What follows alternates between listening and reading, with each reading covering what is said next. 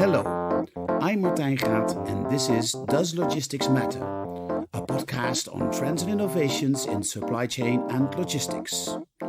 Answering yes to the question today is fellow logistics blogger Adrian Gonzalez, president of Adelante Supply Chain Management and founder and host of the online video talk show Talking Logistics. On this episode, we talk about thought leadership and knowledge sharing in logistics, our passion for music, and the importance of finding a cure for diabetes. Please enjoy my conversation with Adrian Gonzalez. Adrian, welcome to the show. Oh, great to be here. Thank you for having me. My first question is always, does logistics matter? Well, wow, it's a great question, and I think for obviously for you and I and others that have been, in this industry for a long time, the answer is obviously yes, it does matter. But I think when you think back to 2020, last year, the answer was certainly stated very loud and clear. Yes, it absolutely does matter. And if there's anything positive that's come out of the pandemic, I think it's the fact that my wife, my kids, my neighbors, the broader population have a deeper appreciation and understanding for logistics and supply chain, today than they ever have, before, as people were struggling with finding toilet paper or, right. And, reading about in the paper, newspaper, about the supply chain of toilet paper, and why there's, stockouts. And, obviously now with vaccine distribution, there's a lot been written and talked about in terms of how do you get from, the manufacturing sites to all the way down to getting shots in the arms and all the logistics and supply chain challenges involved there. So that's become something that's kind of in the front pages of the newspapers and being talked about. And even more recently, the Suez Canal and the container ship that got stuck there, made headline news and made people aware of that. So certainly, I think it does matter. And in fact, that it matters more than ever, you can say, when you look at things like e-commerce and the fact that that's rising considerably. And that's having an impact individually, person to person, since we are now, we're now that final destination as each of us as individuals, as opposed to a store. So we understand what happens, or we have expectations that we set with regards to delivery and cost and so forth. And I think that's the key thing, is that I think the biggest change that I've seen is that, when I started 22 years ago as an industry analyst, when you talked about logistics, it was only about cost, right? And that was a very cost-centric perspective. But I think today the recognition is that logistics is tightly linked with customer experience, and that logistics has become more competitive. I mean, more of a strategic imperative. It's become a competitive weapon in many instances. So yes, it matters, and it matters more than ever. Good. Until now, everybody that's been on the show has answered yes. And I think I will just have a very interesting conversation if I ever encounter somebody on this show who will say no, because I'll have some convincing to do. Yeah, I would love to hear hear them support their no stance, but it would be an interesting conversation for sure. Yeah, and I definitely hear what you say.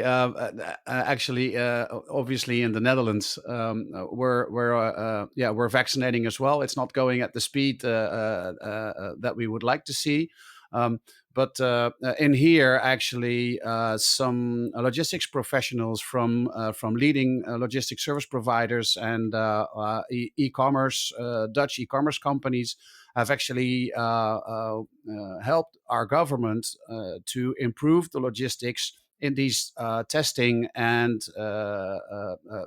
places where they do the vaccinating. So it was logistics, to the rescue, or at least logistics to the improvement. So how did you, you said you went into logistics 22 years ago and became an analyst. Why did you choose logistics? Yeah, another good question. I think, like a lot of people, I actually fell into it. If you look at I didn't study it in college. In fact, my educational background is in engineering. I'm a material science engineer by my education. I actually started my career in new product development and manufacturing. So I spent years at Motorola. I then worked at another semiconductor company, and then I worked at Polaroid. Um, so you can say that, yes, I was in the supply chain at that time because manufacturing is part of the supply chain, but I really didn't at the time had any concept of the big picture, right? I didn't know what came before and what came after. I was only focused on that node. And then I kind of shifted. I wanted to get out of the purely technical route and shifted career paths, if you will. And I ended up at a market research firm here in the Boston area. And they hired me because of my semiconductor experience and because of I speak Spanish.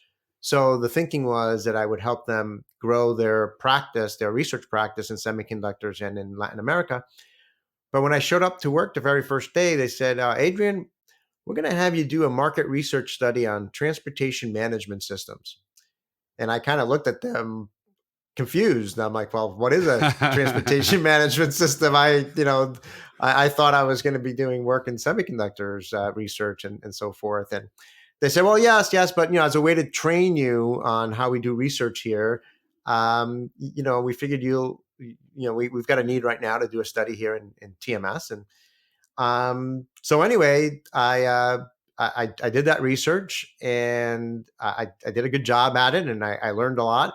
And as the saying goes, the rest is history. I really fell in love with the topic and wanted to really stay in this area, and spent about 12 years there, kind of leading the logistics practice there at ARC, which is where the firm that was at. And then I ended up launching, Adelante, more than 10 years ago, and continuing, focusing on supply chain logistics topics. And as I've talked to a lot of people as well that have involved in the industry. I mean, once you get involved with supply chain logistics, it's hard to get out. I mean, there's so much going on in this industry, so much to learn, and there's so many great people to learn from and to and see what's happening. So yeah, once I fell in, I haven't gotten out, and I've enjoyed every minute of it. Hmm. And do you have a sweet spot? I mean, for me, it's warehousing. I fell in love with logistics. I think it was during my studies at university. I studied business, which is pretty broad, and we were at this junction where we had to well, at least choose like a major. And I was reading a book that was recommended to me by somebody by Goldratt, The Goal. You've probably read it. Yeah, absolutely. Yeah. So, and I just loved that book. And I thought I want to know more about this. So, well, it was obvious for me that I had to choose logistics management because that would get me closer to work with that subject. And then once I was doing that, in one of the first weeks, we had a visit to a warehouse, and I just fell in love. I just everything that was moving around in there, all these people and boxes and machines, and there were yeah, there was so much going on, and I couldn't take my eyes off it. And I even have that today. If usually it's when you drive on the highway and I see these huge buildings with no windows, everything starts tingling, and I want to look inside, and I want to see what's going on because I know that there's exciting stuff going on inside. So while I like all aspects of logistics, for me warehousing is my sweet spot. Do you have one? Yeah, I mean, I think for me, it goes down to that very first study, right? So transportation management and transportation management systems. So that's the area that I have focused on the most and consistently, over the course of my career. And looking at it from all different sides, looking at it from the practitioner side, understanding leading practices, among shippers and retailers and manufacturers and how they, think about transportation management. Obviously, on the technology side, with transportation management software and what the trends have been in that area. And then another area that I focused on a lot, which is related, is with logistics service providers or 3PLs, third-party logistics providers. Hmm. And of course, they do not just transportation, but warehouse. And then these days, they're almost as much technology providers today than just providers of transportation, warehousing services. So those, those two areas, transportation management, logistics service providers, and all aspects around those have been my main focus areas from a research standpoint. But I kind of keep a broad pulse on what's happening in the industry, more broadly, whether it's on the supply chain planning side.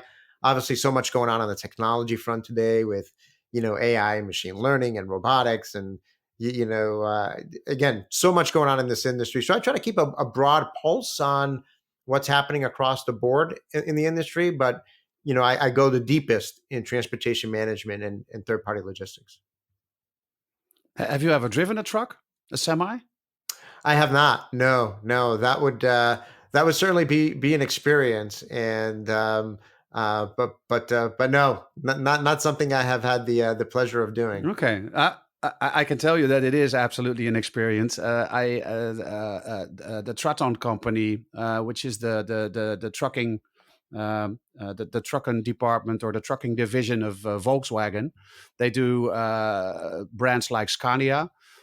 They invited me to their press event in Stockholm, and so I went to Stockholm, and they had all these trucks lined up. And it was just exciting to walk around them and to see them and, open the door and look inside. And then one of these guys said, "Which one are you going to drive?" Said one of the journalists that was there. And I said, "What do you mean? Do you have a license?" And he said, "No, but I have a driver's license and they have a test track here. And if you have a driver's license, you could drive one." I was like, "Oh, wow."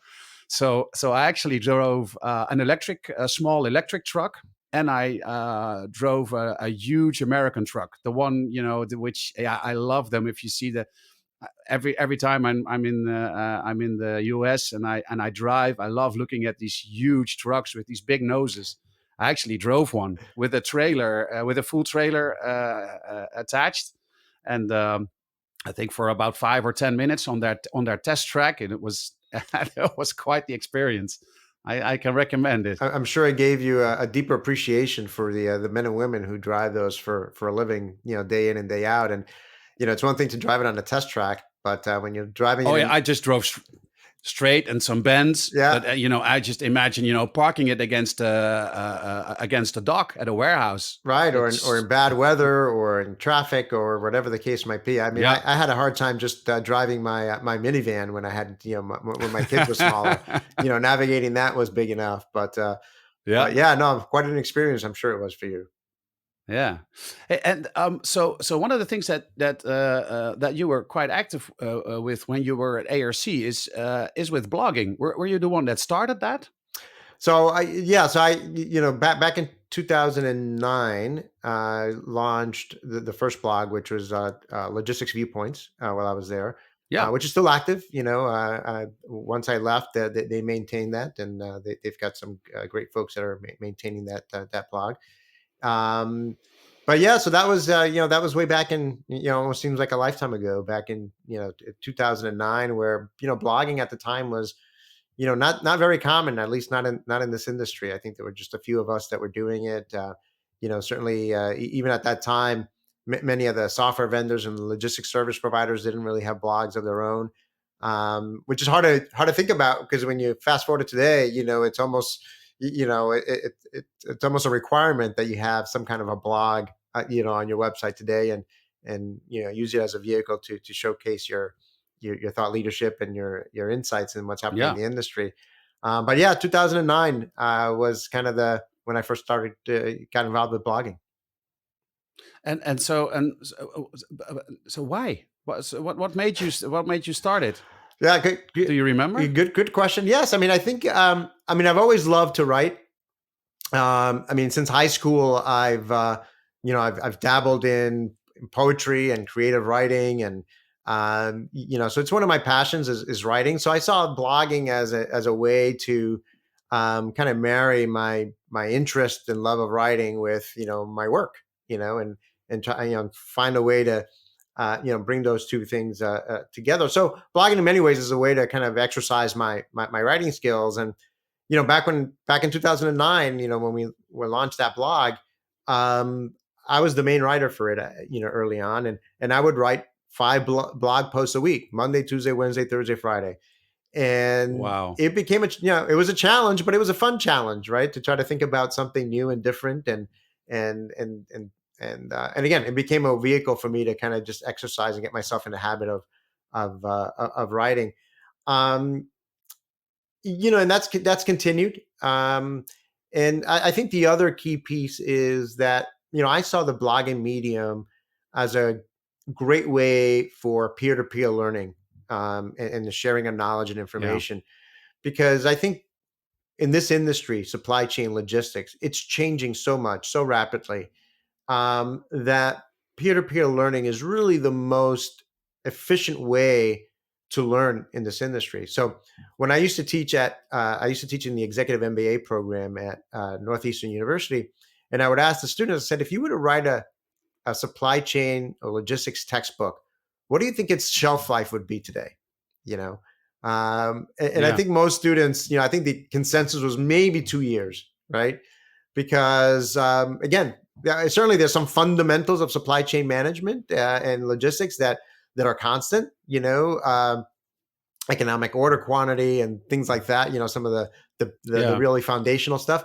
But when you think about things like, I mean, right now we're talking about the rise of e-commerce. We're talking about the pandemic and COVID-19 and everything that's changed.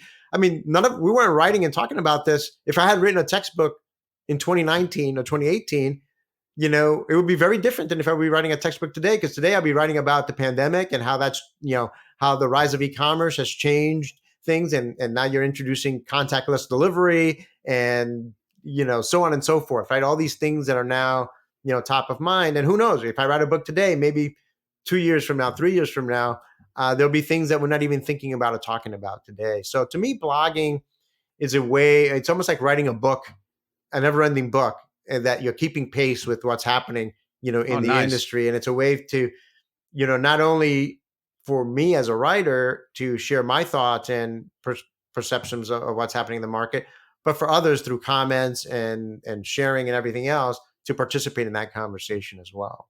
Yeah, no, I fully agree. I like that. I like that the picture that you painted, like a never-ending book.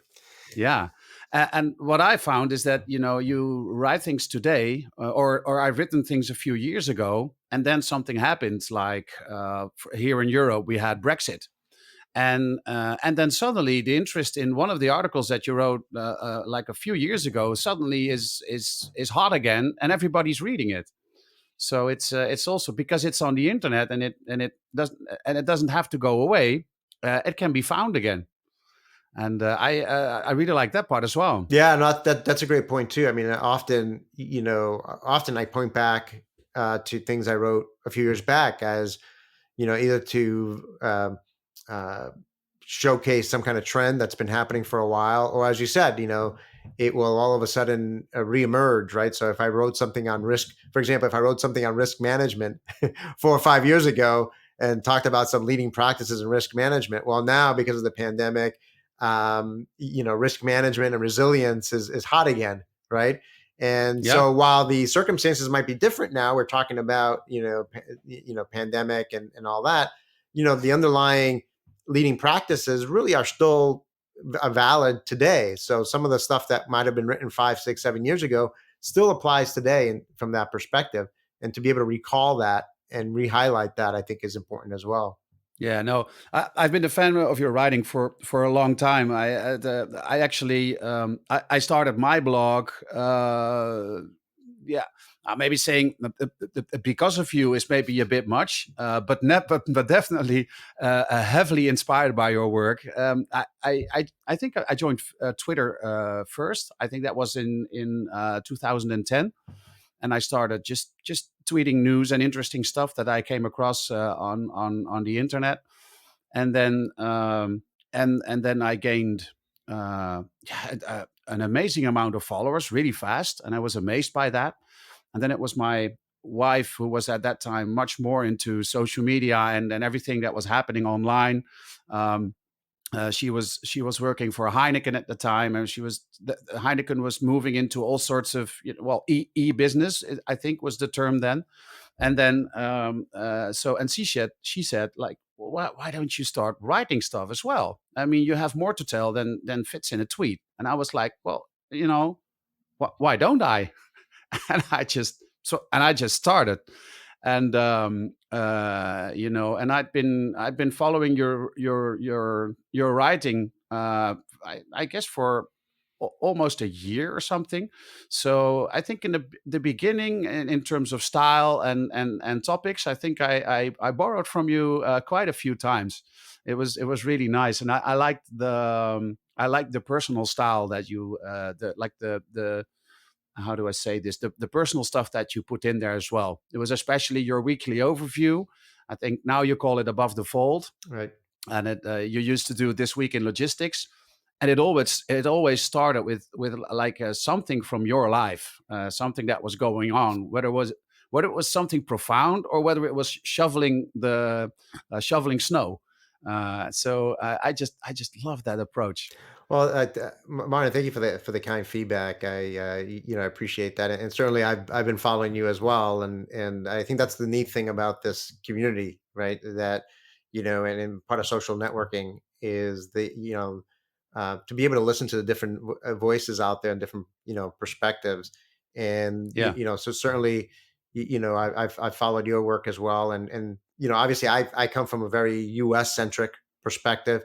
You being across the Yep. pond over there, you bring a different perspective, right? In terms of, so I think that's how we all learn from one another, because again, it goes back to this peer to peer learning. I mean, I can only share what I've learned and what I know, and based on my experiences. But relatively Hmm. speaking, it's a very it's not that broad, right? But when you connect multiple voices together and you follow each other and learn from one another, I think that's where the real power of this is. And yeah, I mean, I think to your point about the personal pieces. I mean, I think it goes back to that. That's the creative writing piece. That I, and particularly with Yeah. those Friday posts. I always like to experiment there, either sharing some family story or some family incident, or in some cases I've just written a very short poem. That might just highlight how I'm feeling that particular day or that particular week, and it's just another way that the blogging medium,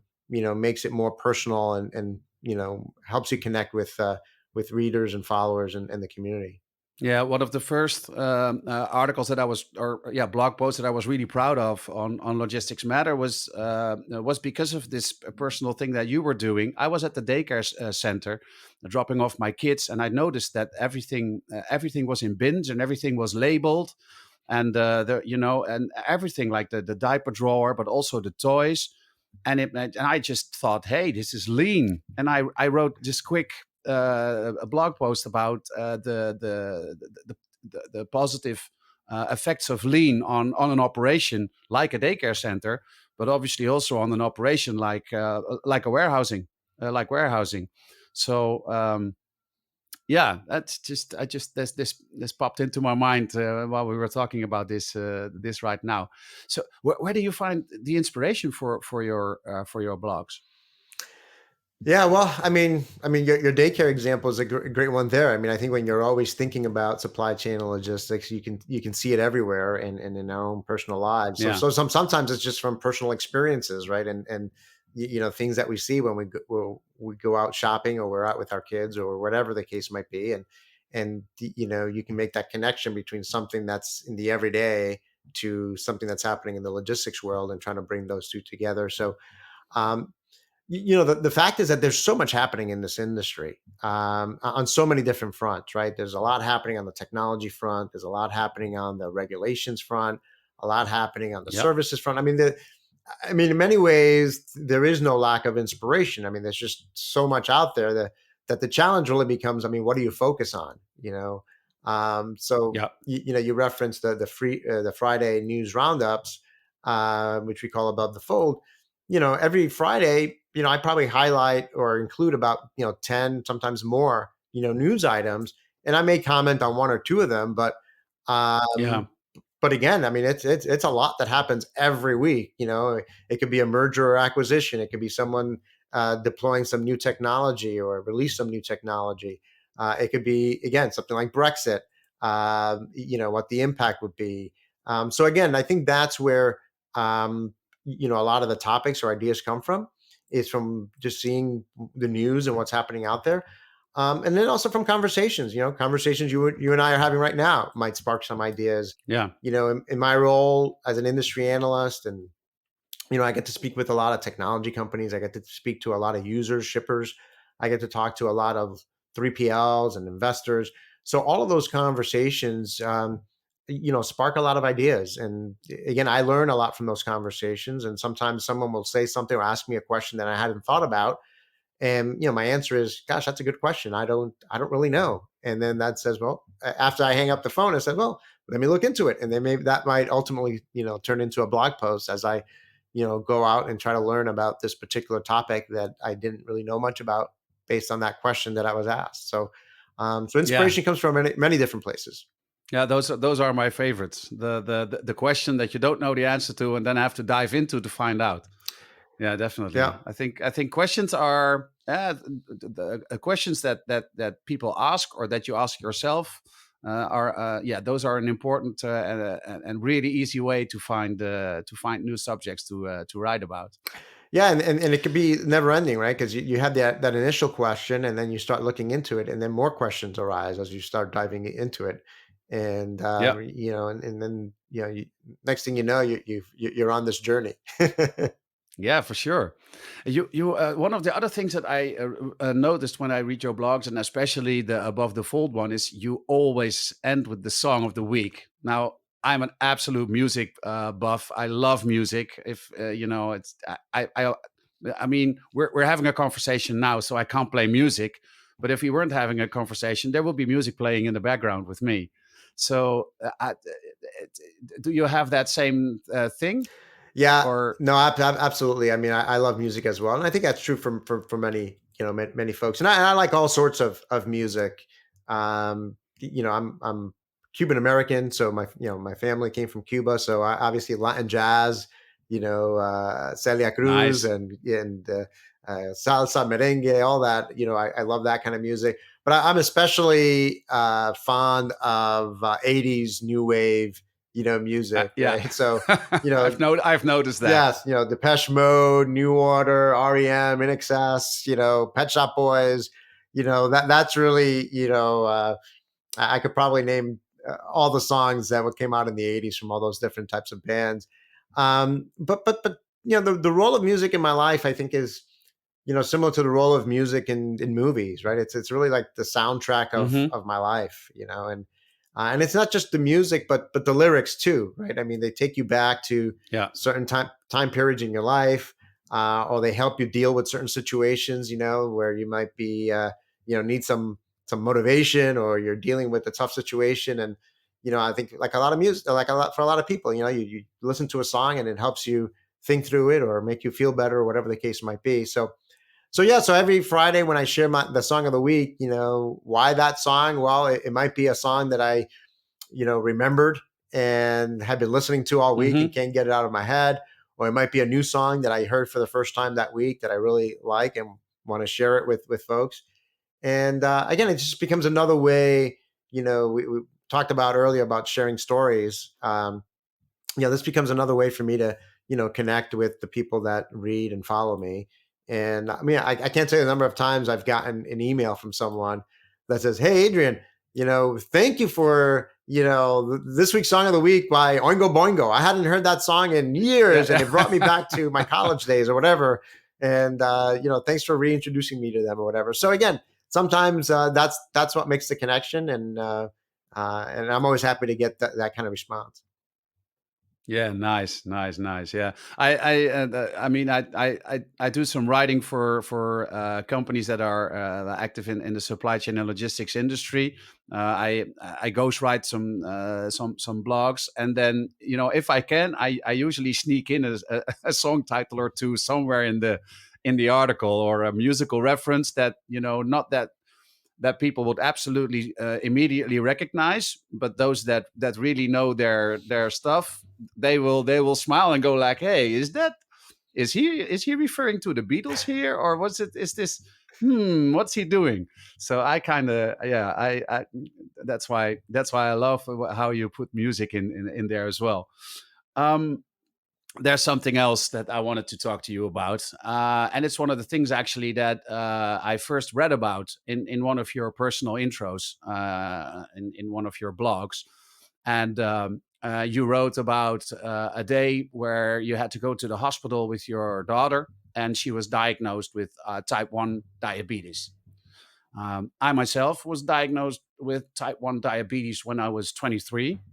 Um, and so yeah, I immediately, just, yeah, I immediately connected to that story because it was so recognizable to me, and a lot went through my mind, and then a lot of feelings raced through me when I read that. And then shortly after, you launched a charity, and you are, well, maybe I think it's best if you tell it yourself. Can you tell something about that? Yeah, no, absolutely. So yeah, it was actually October of 2011.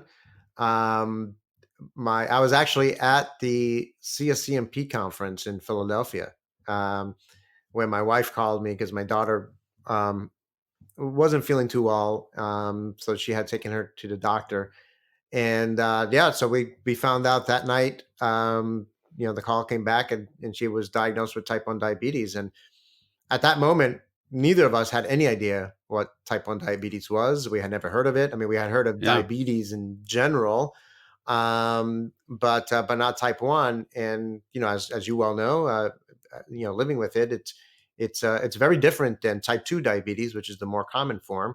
And type 1 is an Yep. autoimmune disease that, for some reason, the autoimmune system decides to attack the beta cells and that produce insulin in your body, Hmm.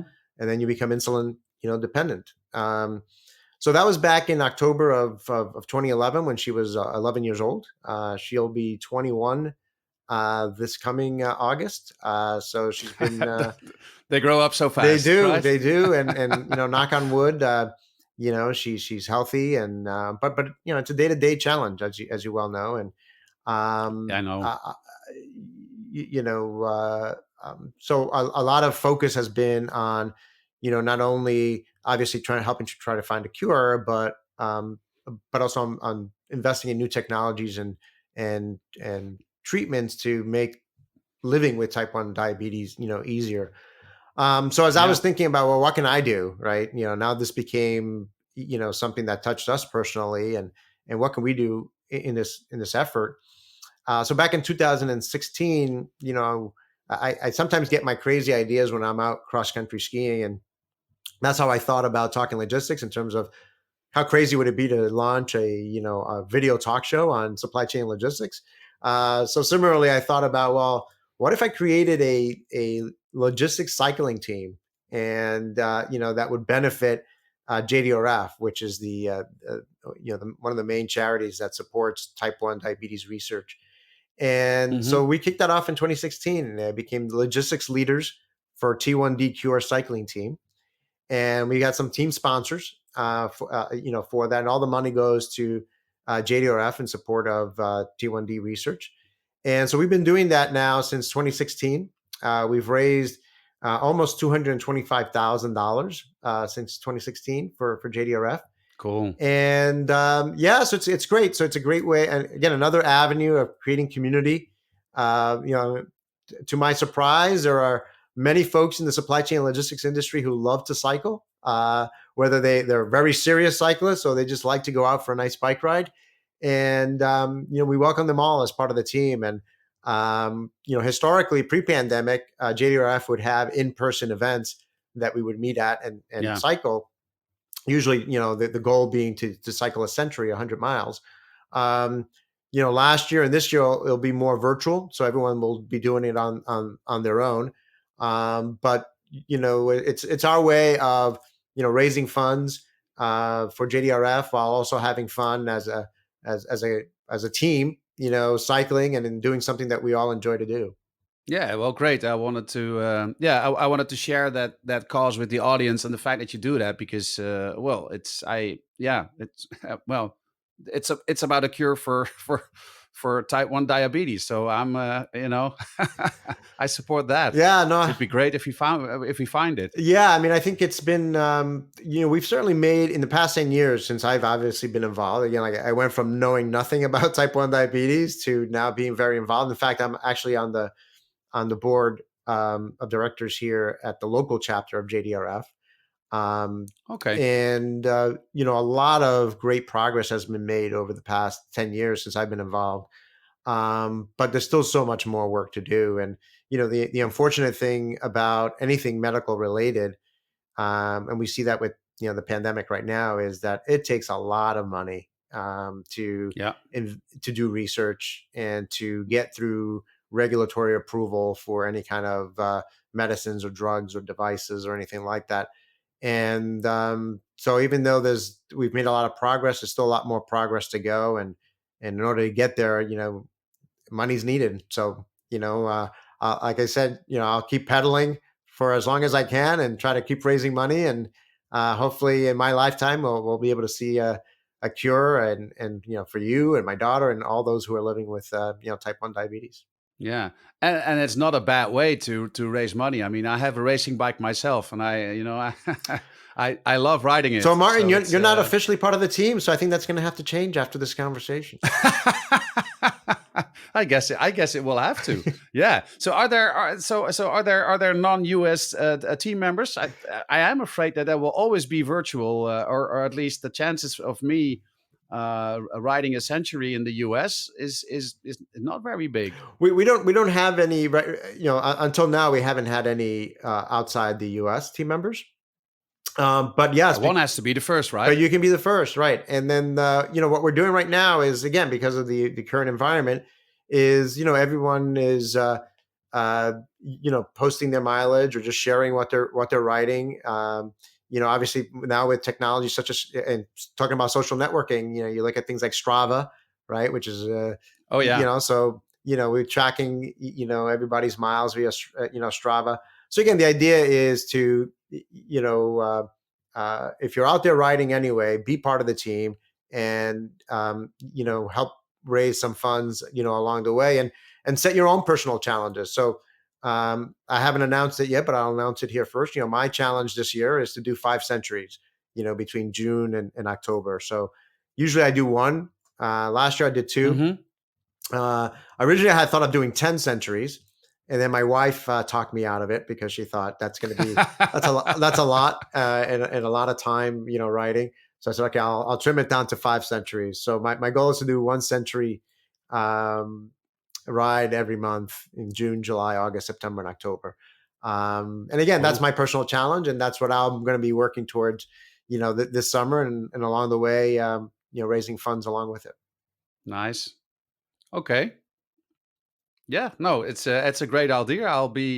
I think I'll be honored to be the first European team member. I'll send you the details right after this call. Yeah. So you love blogging and I love blogging, and I think there are a lot of people working in logistics that have a great story to tell, and some may even be thinking how can I get this story out? Where do I begin?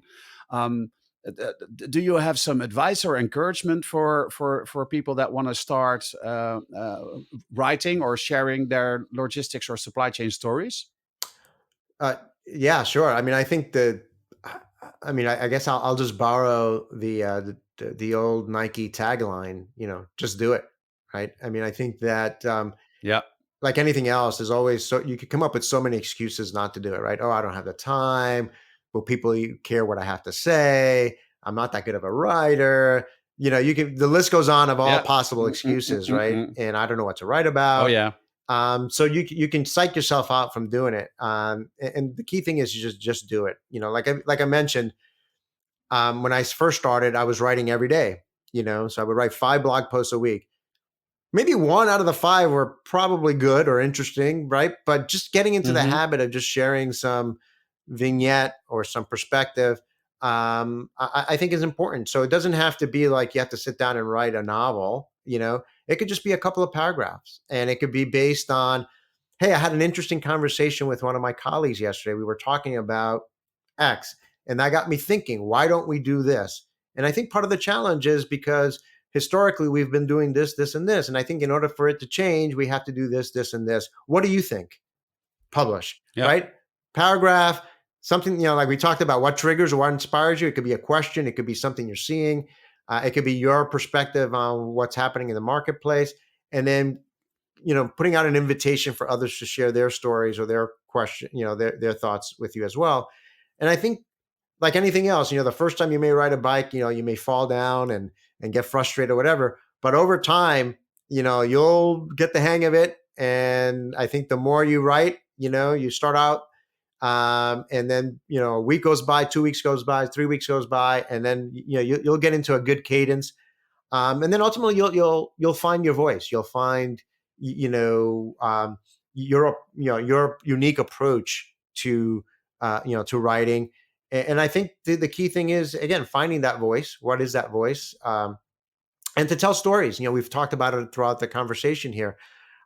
People like to hear stories, right? So the nice thing about blogging is that it's not a formal research paper. It's not an academic. Yeah. It's not something you would read in a magazine. And there, it's a little bit more formal. It's more structured. The blogging gives you the freedom to really have your personality come out, right? And you can use a song lyric to inspire your blog post, right? Or to help, bring home a message, right? You can tell a story about what happened when you went to shop for a bicycle, and we're told that it was going to take 6 months to get it because of the pandemic, and that got you thinking about how long supply chains are, and maybe does that mean that we need to get more regional manufacturing? You can see where these types of things happen just from your own personal experiences. So I guess my advice is just do it, see where the journey takes you, and tell stories along the way, and find your voice. Excellent. I think we'll just leave it at that. Just do it.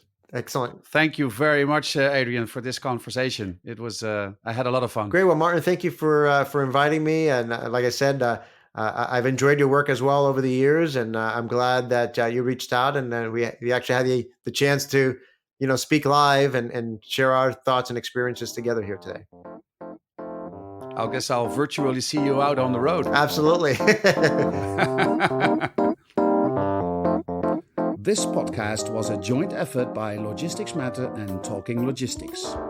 If you're interested in learning more about the logistics leaders for T1D Cure Cycling Team and joining the team, sponsoring it, or making a donation, please visit talkinglogistics.com and click on the team name under Topics in the main menu, and support the search for a cure for type 1 diabetes. Thank you for your support.